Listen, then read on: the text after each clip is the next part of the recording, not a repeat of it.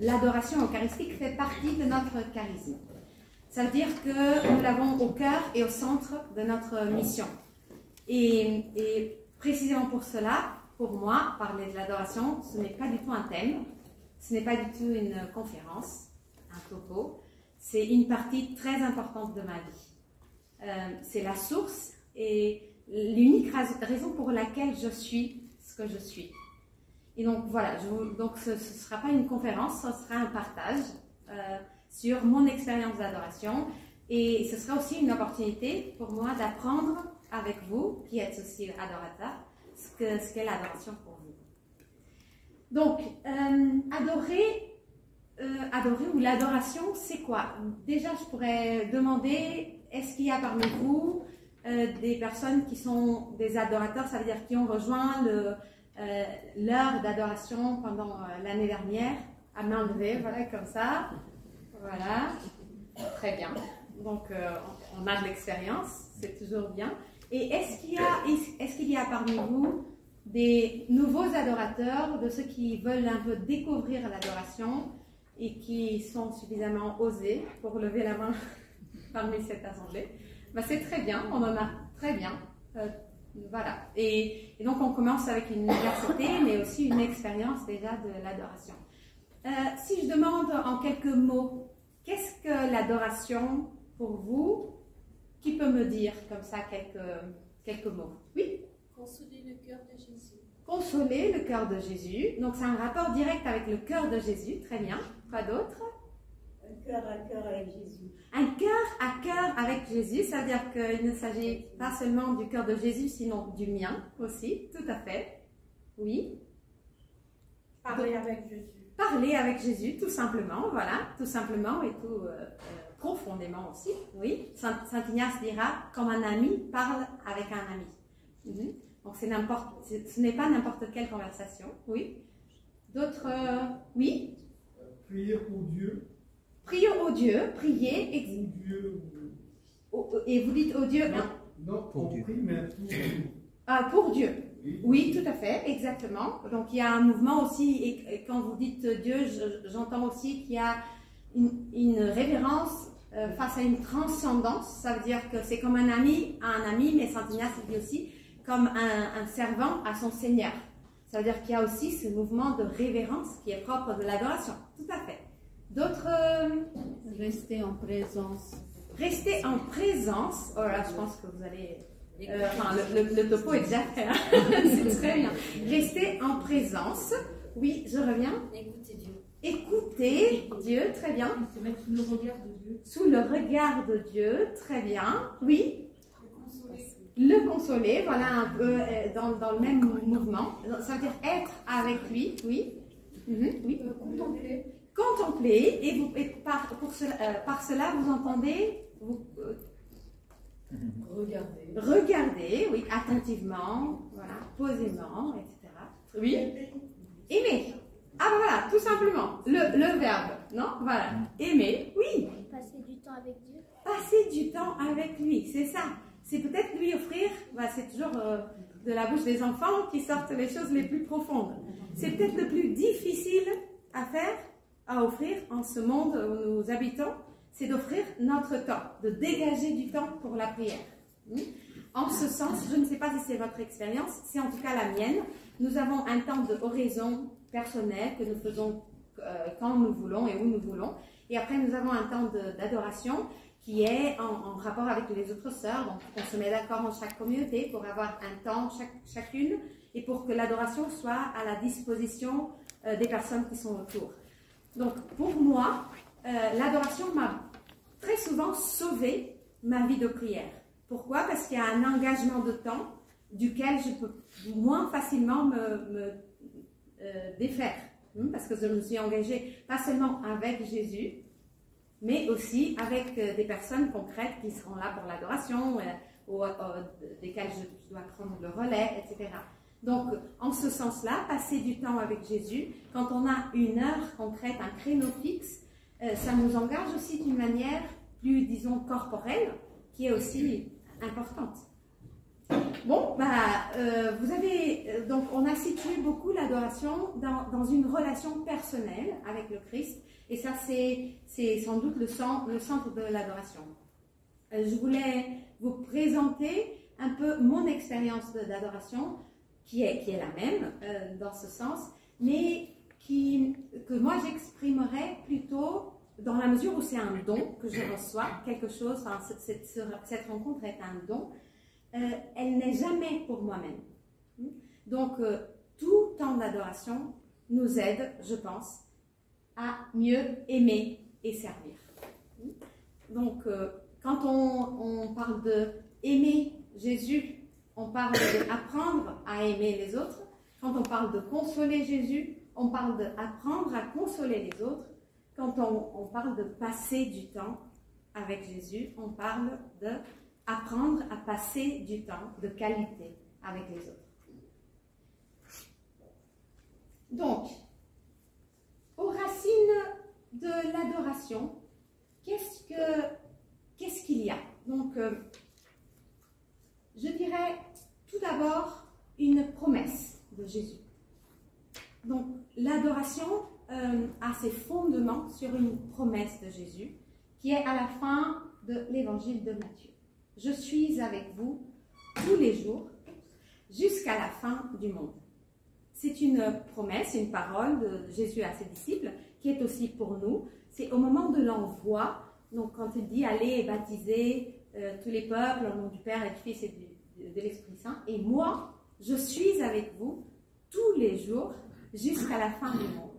C'est-à-dire que c'est une présence qui est assurée pour toujours. Depuis toujours et pour toujours.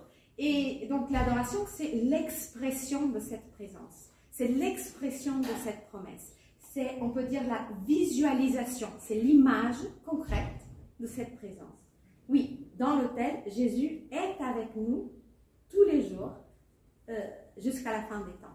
C'est pour cela que l'adoration perpétuelle est tellement importante, parce que ça donne une visibilité concrète à cette promesse de Jésus.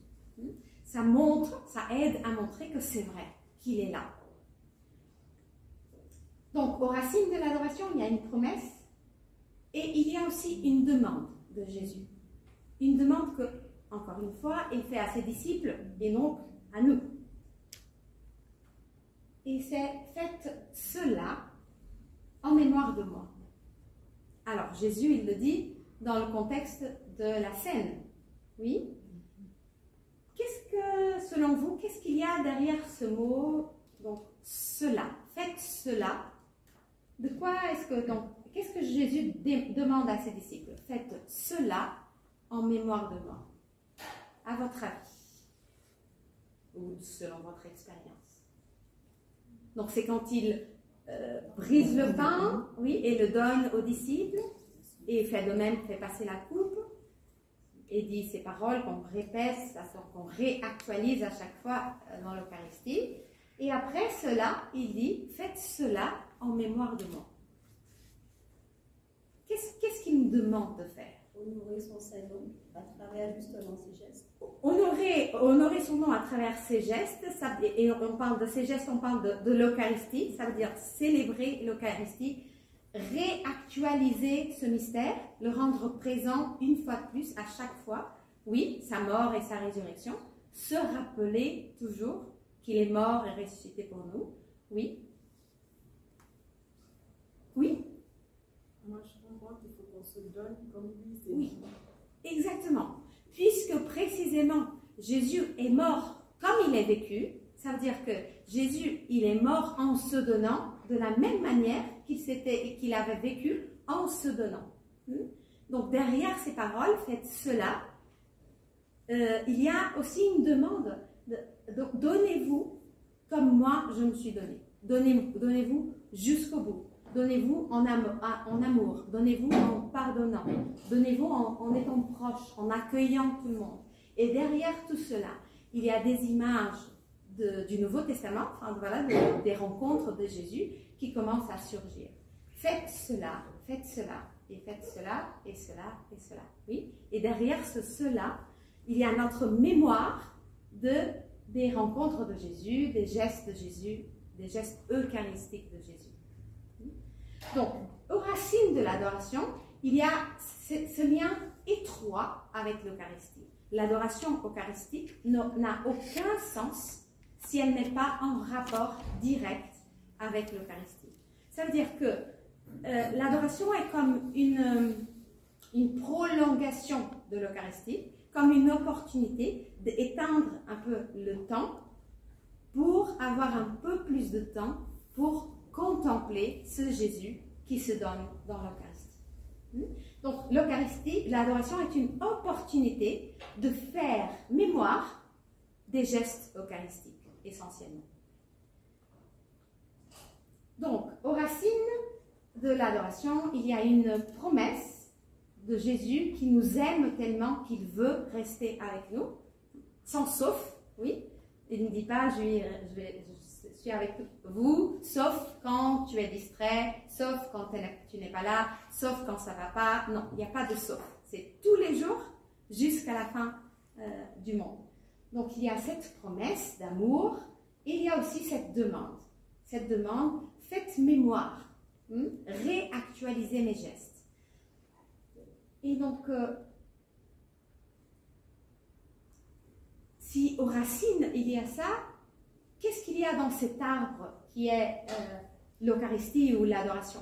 Et pourquoi d'ailleurs parler de l'adoration avec cette image d'un arbre? Enfin, comme vous savez, l'Eucharistie, l'adoration, c'est un mystère. Donc, un mystère, ce n'est pas quelque chose qui n'est pas révélé, mais quelque chose qui est inépuisable. Donc, à chaque fois qu'on en parle, il y a d'autres choses qui vont sortir. D'ailleurs, ça ne nous étonne pas parce que nous savons aussi que les personnes sont toujours un mystère. Donc, il y a toujours, si on se laisse surprendre, les personnes sont toujours surprenantes. Et d'autant plus, une personne très concrète, qui est Dieu, en trois personnes qui s'interrelationnent entre elles. Donc, l'Eucharistie est ce mystère inépuisable. Pourquoi parler, comment peut-on parler de cette Eucharistie comme un arbre? Donc, dans la Bible, il y a beaucoup d'images. Dans la Bible, l'arbre est très souvent un signe de vie. Surtout dans le Proche-Orient où l'eau manque un peu. Donc, à chaque fois qu'on voyait un arbre, c'était un signe qu'il y avait de l'eau et donc de la vie proche. Avec aussi les températures, c'était un signe qu'il y avait de l'ombre pour se reposer, pour reprendre des forces. Alors, dans la Bible, il y a surtout des rencontres sous les arbres. Par exemple, on peut se rappeler de la chaîne de Mambré avec Abraham, donc, qui rencontre ces trois personnages mystérieux qui vont en fait lui révéler la promesse de Dieu en toute sa puissance et en toute sa splendeur. Il y a aussi le petit buisson ardent de Moïse, par exemple, c'est aussi un rencontre. Il y a aussi un passage qui est très très beau, dont vous vous rappelez sûrement, là où le prophète Élie allait vers le mont Horeb, mais il venait de vivre une situation assez difficile pour lui, et donc à un moment donné, il s'arrête au-dessus d'un arbre et il dit « Seigneur, j'en ai marre, je veux mourir, je ne veux plus vivre, ça y est, tue-moi parce que je préfère ne pas être à ton service, c'est trop compliqué. » Alors le Seigneur, il s'endort après, c'est souvent bien parce qu'après le sommeil, il y a des choses qui se mettent en place quand même en nous. Et il y a l'ange du Seigneur qui va lui dire « Viens, tiens, mange, mange. » Et il mange et il se rendort. Ça, c'est dans le premier livre des rois. Et après, il se réveille à nouveau et le Seigneur lui dit « Tiens, mange parce que tu as un long chemin encore à parcourir. Donc, ce n'est pas question de s'arrêter. Mange, reprends des forces parce qu'il y a encore beaucoup de choses à faire. Il y a beaucoup de chemin à parcourir. Et donc, Élie se met en chemin jusqu'au mont Horeb. On nous dit dans la Bible qu'il a marché pendant 40 jours. Donc, il a vivement repris des forces, c'est sûr, parce que là, il a pu marcher 40 jours pour aller à la rencontre du Seigneur. Donc, l'arbre, c'est un signe de rencontre. Mais là, quand je pensais aux arbres, plutôt au Nouveau Testament, il y avait deux passages qui me venaient comme ça plus spontanément. Et elle me parlait plutôt d'un regard de Jésus qui se pose sur les gens. Je me rappelais de l'arbre, enfin le figuier, sous lequel Jésus dit voir Nathanaël. Hein, il dit je t'ai vu sous le figuier. Et apparemment, enfin, on comprend qu'il l'a vu en vérité. Donc Jésus l'a vu là où exactement comme il était. Et ça l'a plu en fait.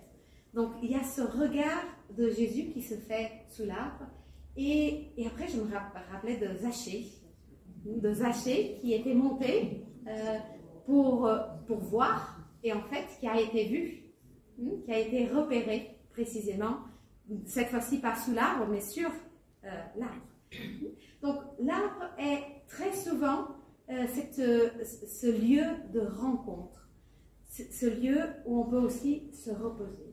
Et donc, je me disais, puisqu'on a tellement à apprendre, puisqu'on a tellement à puiser de ce mystère de l'Eucharistie, pourquoi pas vous inviter, ne pas vous inviter à... Ah oui, c'est vrai, pardon.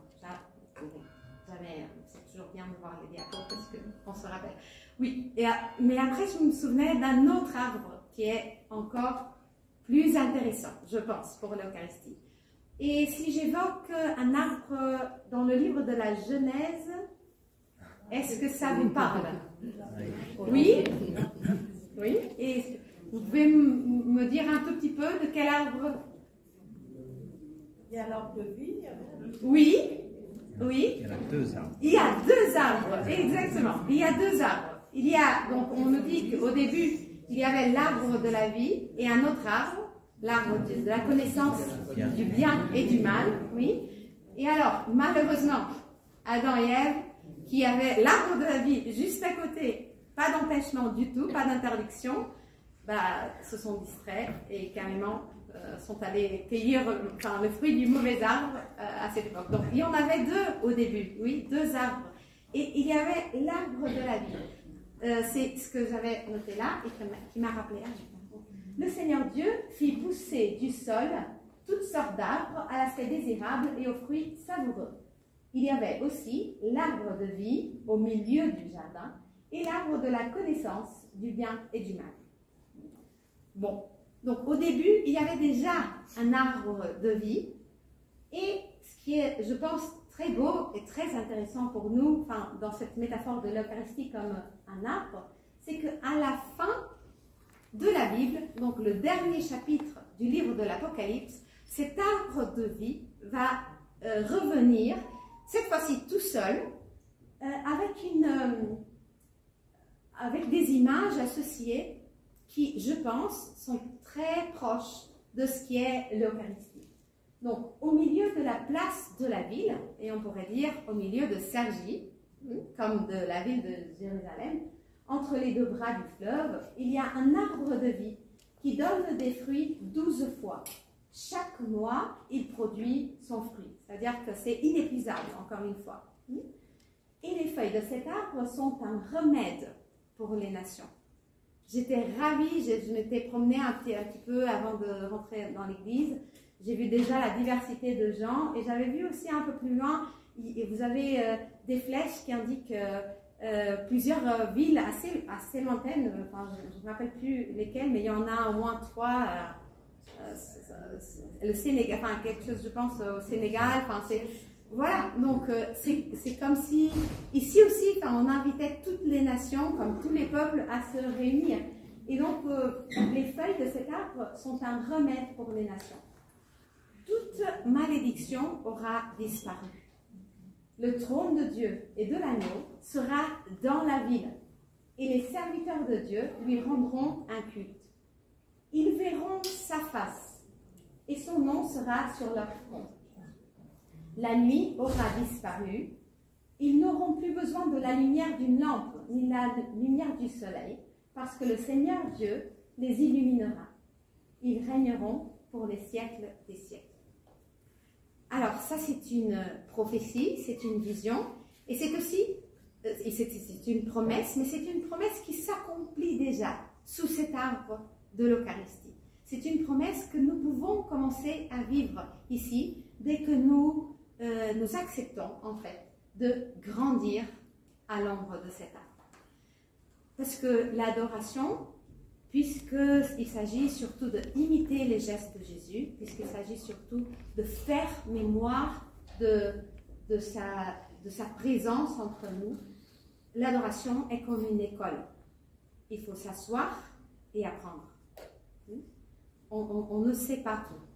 Et je pense que plus on fait l'adoration, plus on se rend compte qu'on ne sait rien. Et c'est très bien. Parce qu'il n'y a pas d'autre maître. Et donc, si on s'assoit à chaque fois et on accepte de se laisser enseigner à chaque fois, bah, sûrement on sera de bons élèves. Oui, parce qu'on a le meilleur maître de tous. Donc, je pensais maintenant, alors comment grandir à l'ombre de cet arbre, ou enfin, quels sont les mots que j'associe à cette école d'adoration qu'il faut apprendre. Oui, il faut apprendre. Le premier mot que j'associe, c'est présence. On l'a dit aussi à l'Assemblée. Oui, présence. Donc, à l'adoration, on vient pour apprendre à être présent.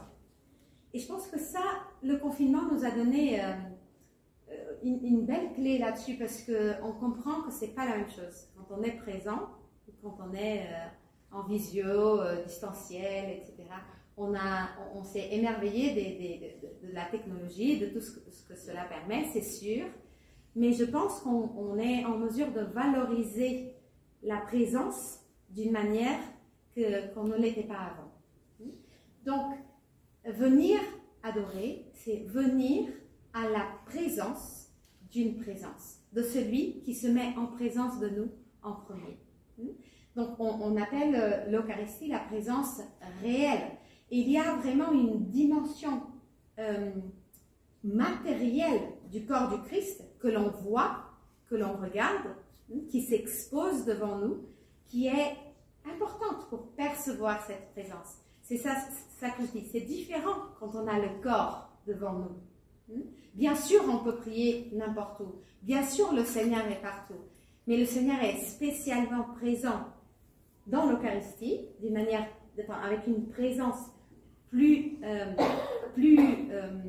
fondamentale, plus concrète, et elle est plus visible encore pendant l'adoration. C'est la même présence de l'Eucharistie qui se fait plus visible puisqu'elle reste avec nous. Donc, quand on parle d'être présent, je pense qu'on parle essentiellement de faire silence, d'apprendre à faire silence.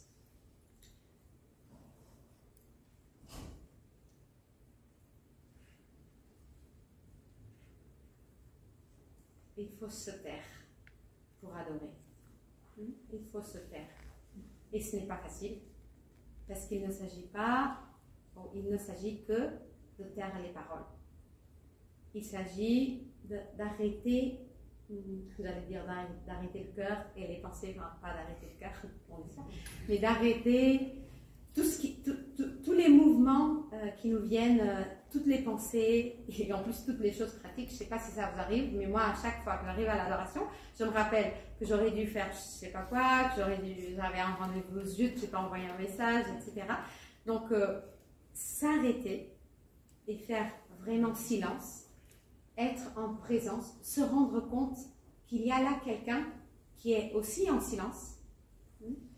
Ça, c'est difficile. Il faut l'apprendre. C'est une école. Il faut s'asseoir et apprendre à faire silence. Parce que le silence est à la racine de tout ce qu'on a déjà évoqué, de cette écoute qui est profonde. Si on ne se tait pas, on ne peut pas écouter. Aussi de ce regard d'une part et d'autre, comme vous l'avez aussi dit, c'est regarder le Seigneur et laisser que lui, il me regarde. Ça veut dire que si je ne suis pas en silence, si je ne m'arrête pas intérieurement, je ne capte pas son regard sur moi. Et ça, c'est quand même dommage, parce que c'est un regard d'amour et on en a tous besoin. Et en plus, on n'arrive pas à regarder avec ce regard contemplatif qu'on évoquait aussi, ce regard attentif ce regard qui permet vraiment de capter les nuances des gestes et des paroles de Jésus. Faire silence, c'est aussi la condition nécessaire pour pouvoir se rendre disponible, s'abandonner, se vider de soi-même pour pouvoir accueillir ce que Dieu veut de nous, se mettre à son service. Et donc pour cela, il faut se taire. Et quand je parlais de cette dimension corporelle, je pense que moi j'aime beaucoup ce psaume qui dit tu ne veux pas de sacrifice ni d'holocauste, mais tu m'as donné un corps. Et je dis, me voici, pour faire ta volonté. Alors la lettre aux Hébreux, après, l'applique directement au Christ, pour dire c'est ça qu'il a fait. Et c'est exactement ce qu'on voit dans l'Eucharistie. Voilà. Donc, le sens le plus plein, le plus profond du sacrifice et du sacrifice et de l'Holocauste est là dans cette présence, dans ce corps qui se donne. Voilà, Jésus dit à Dieu, tu m'as donné un corps et moi, ce que je fais, c'est que je le donne. Et c'est ça qu'on apprend et qu'on va contempler dans l'Eucharistie.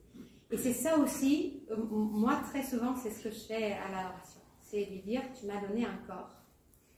Et voilà, et dans le corps, je dis, tu m'as donné un temps, tu m'as donné des relations, tu m'as donné des missions, tu m'as donné des personnes à aimer, tu m'as donné des problèmes de santé.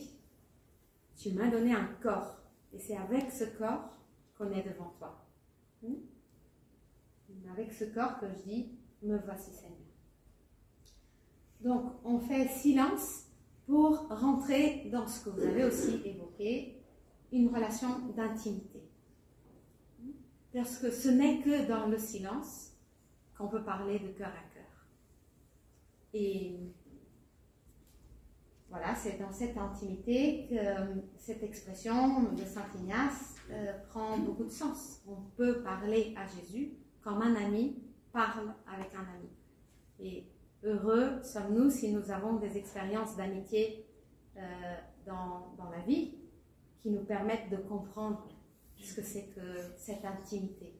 Oui, de pouvoir, enfin, quelle chance de pouvoir d'avoir des personnes avec qui on peut parler de cœur à cœur, parler sans peur d'être jugé, parler sachant qu'on va être compris ou que sinon on nous posera les bonnes questions, qu'on va être aimé, pardonné. Voilà. C'est cela l'adoration aussi. C'est rendre grâce aussi pour ces moments d'amitié, c'est demander la grâce d'être un bon ami, qui n'est pas facile non plus. C'est aussi parfois lui dire nos peines quand nos amis qui sont humains nous faillent aussi et ne sont pas à la hauteur de ce que nous on attendait d'eux. Ou au contraire, ce qui arrive aussi. Donc la présence, se mettre en présence de celui qui est présent, s'exposer devant celui qui s'expose, c'est, je pense, le premier apprentissage de l'adoration. C'est ce qu'on peut faire quand on vient se reposer à l'ombre de l'arbre d'Alep. Après, on a évoqué aussi un deuxième mot, c'est la contemplation, qui est un regard, mais qui n'a rien de passif. C'est un regard attentif et un regard de celui qui désire apprendre. Contempler n'est pas seulement regarder, n'est même pas seulement se rendre compte de la beauté ou de la bonté. C'est capter l'essence, et quand on parle de Jésus, c'est capter son cœur, capter ses intentions, capter ses désirs. Arriver à comprendre avec le plus qu'on peut, à quel point il veut aimer, il veut comprendre, il veut rejoindre les gens. Donc, c'est capter ce regard. Et pour cela, voilà, il y a cette question que le Seigneur nous pose à chaque fois. C'est-à-dire, quand on vient à la présence de Jésus, il nous demande, qui suis-je pour toi aujourd'hui? Qu'est-ce que tu vois en moi que tu ne voyais pas hier? qui suis-je pour toi aujourd'hui? C'est cette question qui est tellement importante quand Jésus demande alors les autres, ils disent quoi de moi, etc. Pour après revenir sur cette question. Et toi? Et toi, Martha, qu'est-ce que tu dis de moi? Comment est-ce que tu me captes? Comment est-ce que tu me regardes? Qu'est-ce que tu apprends? Il y a cet apprentissage aussi que Jésus nous propose. Apprenez de moi, pardon. Apprenez de moi, je suis doux et humble de cœur. Alors, qu'est-ce que tu as capté de cette douceur? Ou qu'est-ce que tu veux capter de cette douceur? Qu'est-ce que tu veux capter de ma vie aujourd'hui? Qu'est-ce que tu as capté de l'Eucharistie? C'est là où, par exemple, la parole a tout son sens aussi dans l'adoration. Si on prend un bout de l'évangile du jour, ou une parole qui nous parle et nous nourrit, et qu'on l'approfondit, et qu'on essaye de capter, d'écouter, de comprendre, de voir, pas seulement ce que Jésus a fait, mais comment il l'a fait, pourquoi il l'a fait, et comment ont réagi les autres, et qu'est-ce qu'il a dit. Donc il y a beaucoup de choses à puiser dans cette parole que nous pouvons apprendre à comprendre. Il y a ce que Saint Ignace, désolé de revenir sur Saint Ignace, mais nous sommes ignatiennes, donc je n'ai pas d'autre langage, enfin, j'espère que ça vous parle.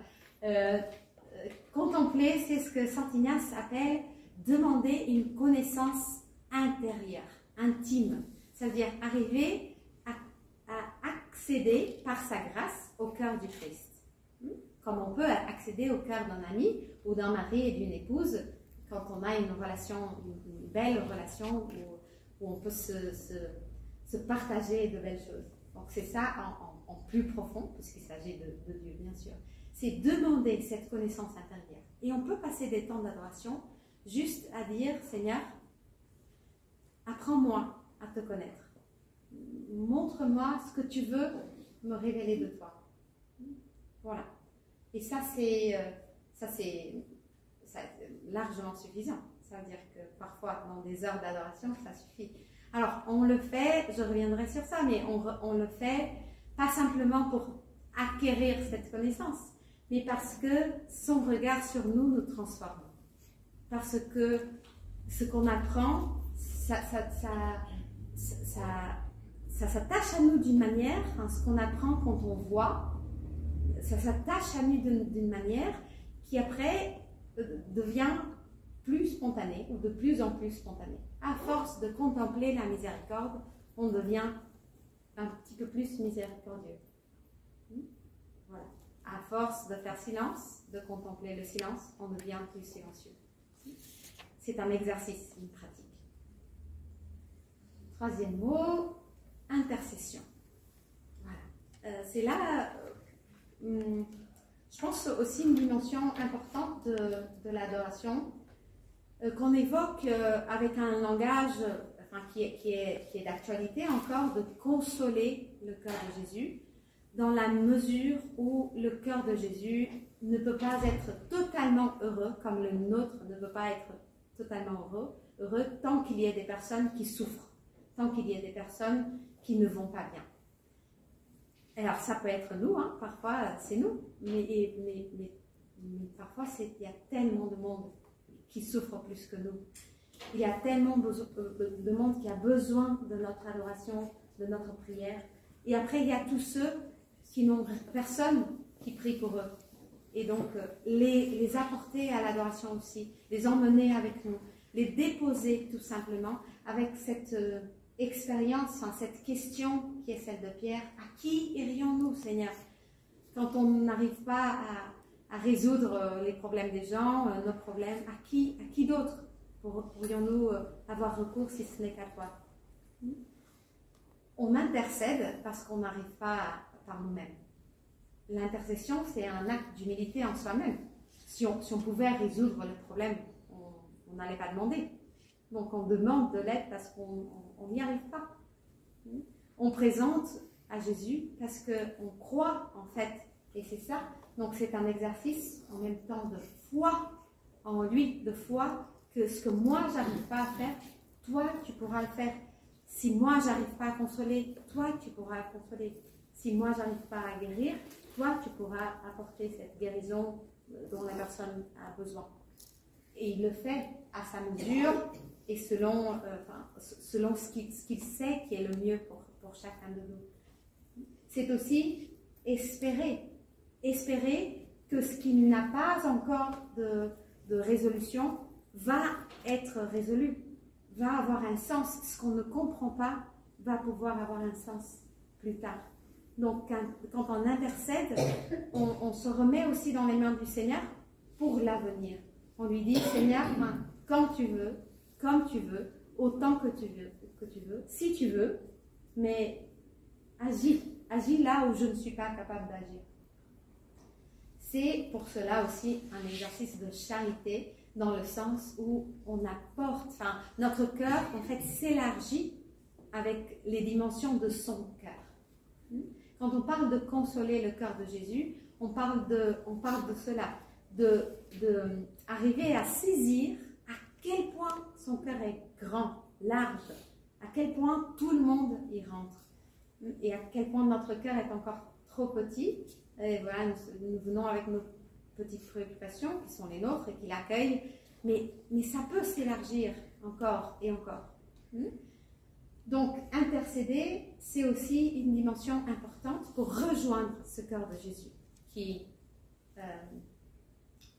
veut, en fait c'est un exercice pour avoir un cœur qui ressemble un peu plus au sien. Je vais bientôt finir, c'est avec les fruits qu'on finit toujours. Alors, si je vous demande, comme ça, de votre expérience d'adoration, quels sont les fruits de l'adoration? Voilà. Qu'est-ce que vous me dites comme fruit? La récompense de Dieu. Pardon? La récompense de Dieu. Oui, et par cela, vous entendez, c'est quoi comme... Oui, parce que Dieu dit, quand on prie, déjà, on a déjà la récompense. Oui, tout à fait. C'est un exercice en ce sens très gratuit, j'entends. Voilà, je viens pour prier, pour m'abandonner à lui, et ça me suffit. Même s'il n'y avait rien d'autre, il n'y avait pas de transformation intérieure, qu'il n'y avait pas de transformation du monde, cela me suffirait. C'est vrai, ce temps avec toi, Seigneur, me suffit. Oui, très bien. D'autres fruits? Une paix intérieure. Oui, une paix intérieure. C'est sûr, une transformation intérieure du cœur, une paix intérieure qui nous permet d'aller vers les autres et vers la vie de tous les jours, les combats de la vie de tous les jours, avec une attitude différente. Très bien. D'autres? La paix extérieure. Oui. Et non, tout à fait. Et en ce sens, oui. Parce que dans le quartier, on sent qu'il y a des choses qui s'apaisent. Même dans la façon de prier, quand nous on adore, il y a derrière nous. Avant c'était un peu fébrile. Il y a eu, voilà. Maintenant c'est plus calme. Oui, ça s'apaise, oui, parce que une présence tranquille, aimante, ça apaise. Aussi dans les relations, c'est comme ça. Oui, dès qu'il y a une personne apaisée, tranquille, qui cherche à aimer, à connecter les gens, tout de suite ça remet une ambiance plus détendue. Voilà, c'est ça en très grand, parce que la présence, la qualité de la présence de Dieu au milieu de nous, ça a ses effets réels, voilà, concrets, on peut toucher, tout à fait. D'autres, oui? La force, tout à fait, la force, le courage pour les épreuves, exactement. Oui, vous allez dire? La bienveillance et la patience. Tout à fait, la bienveillance et la patience. Donc, on rejoint ici, d'une manière ou d'une autre, les fruits dont parle Saint Paul aux Galates dans le chapitre 5. J'avais même hésité à prendre cela comme fruit. Il dit les fruits de l'Esprit Saint sont la paix, la joie, la bienveillance, la maîtrise de soi, etc. Donc, oui, donc ça c'est sûr, il y a ces fruits qui sont des fruits qu'on peut toucher, auxquels on peut goûter. Il s'agit bien de fruits, oui. Est-ce que le quartier peut avoir des fruits? Est-ce qu'il y a une geste de la violence, avortement, divorce? S'il y a une position, il y a de l'adoration. C'est une question. C'est une question. Est-ce que ça peut, vous voulez pour ça dire, est-ce que c'est possible? Ou on va dire, on croit que oui. Oui, on croit que oui. je n'ai pas les données, je ne pense pas non plus que le Seigneur agisse directement. Enfin, la manière d'agir de Jésus n'est pas souvent aussi visible que vous ne l'exprimez. Mais je pense que ce que disait le Père Bruno est vrai.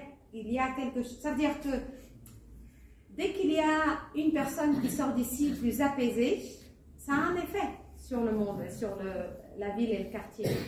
Oui. Moi, j'ai le sentiment que j'apprends à aimer mieux. Oui, tout à fait. Exactement. Donc, que nous aussi, on sort transformés. On sort capable d'aimer d'une autre façon. Oui. Oui. La confiance. La confiance. Oui, la confiance. Tu peux expliquer un tout petit peu plus ce que tu entends? Quand on s'abandonne à Dieu, c'est parce qu'on lui fait confiance. On lui fait confiance, tout à fait. Et donc, tu sors aussi plein d'espoir et avec plus de confiance en lui et parfois aussi plus de confiance en nous-mêmes, en notre capacité d'agir en telle ou telle relation, de faire telle ou telle tâche, etc. Oui, la confiance, tout à fait. C'est aussi un des fruits. Et moi, j'étais sûre que pour ceux qui ont cette expérience d'adoration, ces fruits sont très visibles. Et j'avais juste envie de vous partager quelque chose qui me tient à cœur et qui est plutôt, c'est une autre métaphore. Ça a un lien direct avec le pain, mais c'est un verset de la Bible qui me parle depuis très longtemps et que je mets en lien toujours avec l'Eucharistie. Parce que, en fait, ce qu'on contemple, c'est le pain. C'est le pain qui est le corps de Jésus. Mais Jésus a décidé de se livrer sous la forme de pain. Et ça a un sens. Ça veut dire que par pain, on comprend simplicité, on comprend pour tous, un aliment qui est accessible à tout le monde. Donc, on comprend aussi derrière quelque chose qui a été pétri et donc qui a passé du temps avant de pouvoir s'offrir, etc. Alors, il y a, dans ce sens, il y a un texte de la première lettre aux Corinthiens que j'aime beaucoup et qui dit « Purifiez-vous donc des vieux ferments et vous serez une pâte nouvelle, vous qui êtes le pain de la Pâque, celui qui n'a pas fermenté. Car notre agneau pascal a été immolé, c'est le Christ. Ainsi, célébrons la fête, non pas avec de vieux ferments, non pas avec ceux de la perversité et du vice, mais avec du pain non fermenté, celui de la justice et de la vérité. » Ça veut dire que, pour moi, quand je sors de l'adoration, j'ai le désir d'être transformée, moi aussi, en pain qui nourrit les autres. En pain. Mais pas en n'importe quel pain. C'est ça qui est aussi beau. C'est-à-dire que ce que le Seigneur nous présente, il se présente sous la forme d'un pain qui n'a pas de levain. Un pain qui n'est pas fermenté. Par le levain, on comprend aussi, il y a Jésus qui dit dans l'évangile de Marc et dans les parallèles, attention, prenez garde au levain des pharisiens et au levain d'Hérode. Prenez garde à tout ce qui vous fait gonfler, d'une certaine façon. Donc, en fait, de l'adoration, en contemplant ce pain qui n'a pas de levain, ce pain qui est non fermenté, qui est en fait tout simple, pur, qui ne se gonfle jamais, qui ne se remplit jamais de soi-même, qui n'a pas d'air. On sait quand une baguette a trop de levain. Voilà, c'est donc quand on contemple ce Jésus qui se fait pain, mais ce pain, on a ce désir de devenir ce pain, le pain de la droiture et de la vérité, de la justice et de la vérité. Pas n'importe quel pain. Un pain qui nourrit vraiment, qui s'assit vraiment, mais sans gonfler, sans trop apparaître, sans trop s'exprimer. Voilà, donc ça ce serait une invitation aussi, voilà, un partage, plus simplement un partage. Quand on contemple le pain, on devient aussi pain. Et ça donne du sens à cette prière que nous faisons dans le Notre Père. Donne-nous le pain de ce jour. Oui, de quel pain? Quel est le pain que nous demandons? Alors moi, je demande souvent d'être ce pain sans levain, ce pain simple, voilà, qui se donne aux autres comme lui, il s'est donné.